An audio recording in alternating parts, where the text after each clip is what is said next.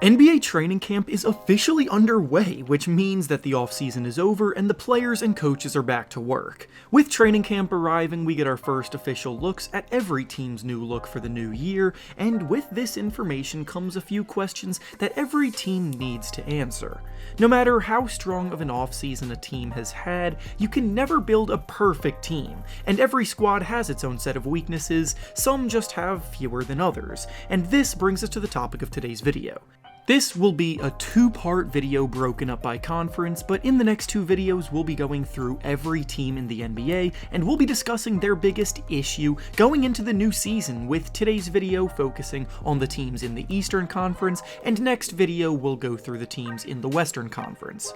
Before we start though, make sure to like the video and subscribe to the channel, as all support is very much appreciated. Now with that being said, let's begin. Going in alphabetical order, we'll be starting with the Atlanta Hawks, and their biggest issue going into the new season is their inexperience. The thing that elevated the Hawks from the tanking phase to being a conference finals team 2 years ago was the fact that they brought in a ton of experienced veterans to help guide the young rising talent. Players like Lou Williams, Danilo Gallinari, and Clint Capella helped a ton, but now Williams and Gallinari are gone, and in their place are guys who haven't necessarily been there before. DeJounte Murray is a talent upgrade for sure, but his fit alongside Trae Young will be a work in progress, and they're a lot younger across the board in their rotation, so that's something that they'll have to navigate. Next up is the Boston Celtics, and their biggest issue going into the new season is their lack of leadership. Listen, the whole Ime Udoka situation isn't the kind of thing that can just be handled and gotten over immediately, because Udoka's presence last year played a huge role in how cohesive of a unit the Celtics became.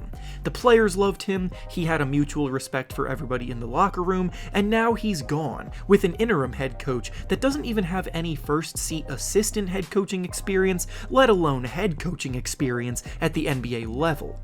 Up next is the Brooklyn Nets, and their biggest issue going into the new year is their interior defense. For the time being, I'll ignore the fact that they almost imploded this summer and focus on the fact that this is a very strong team top to bottom who made good moves on paper this summer. The issue, though, is that defensively they don't have anyone who plays strong interior defense.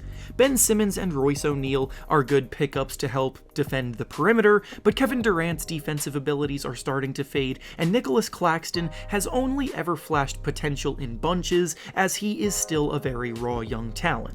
The Nets will be lethal on offense, but you will definitely be able to get to the basket against them this year. Up next is the Charlotte Hornets, and their biggest issue is actually the inverse of the last one, being their perimeter defense. The Hornets are another group that found themselves in the bottom third of the league defensively last year, with a backcourt of LaMelo Ball and Terry Rozier. It's not that surprising why. The Hornets were one of the quietest teams this offseason, making no significant additions either, so expect a lot of the same from last year to plague them again this year.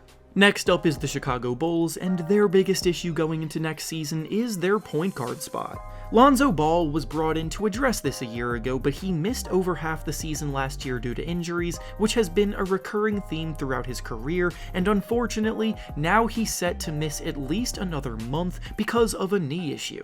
Behind him are guys like Alex Caruso and Ayo Dosunmu, who have done a decent job, but Caruso is more of a hustle guy who plays good defense than he is a playmaker offensively, like the Bulls need from the position, and Dosunmu is still young and inconsistent.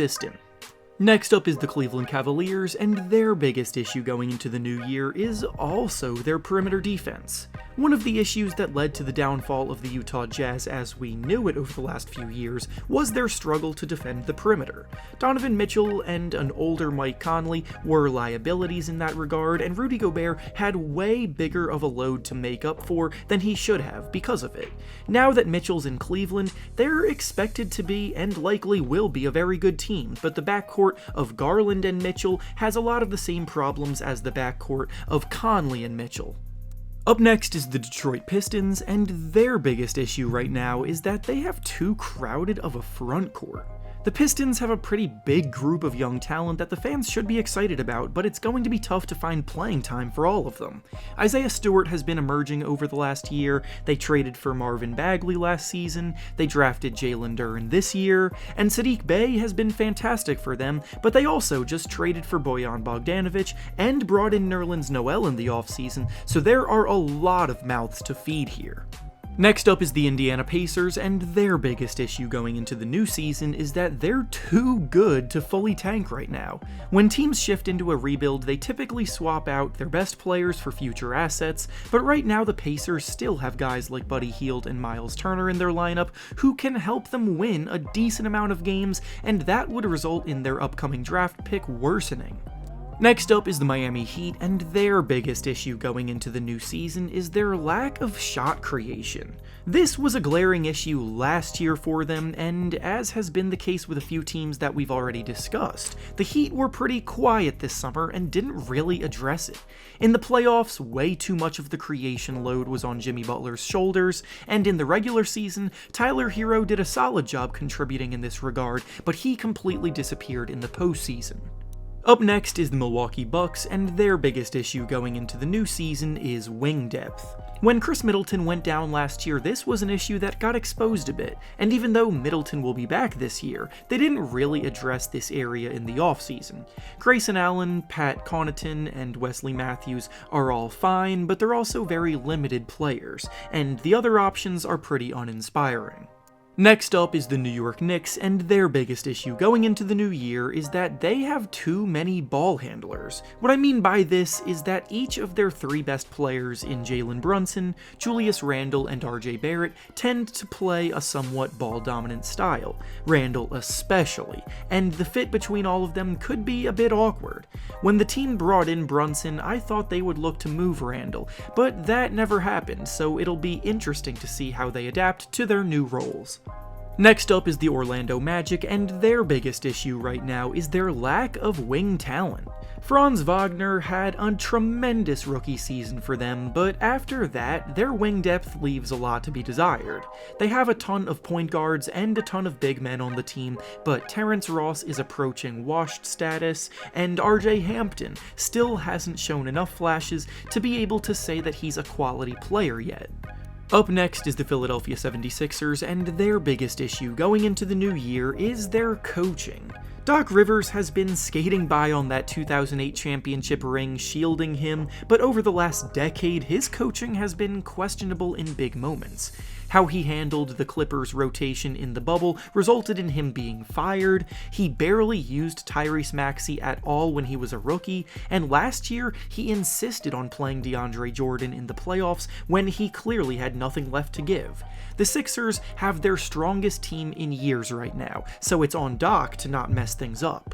Next up is the Toronto Raptors, and their biggest issue right now is their interior defense. The Raptors are building something unique and intriguing, but in the playoffs last year, their lack of a true center was their downfall against Joel Embiid, and they didn't go out and acquire one this offseason either.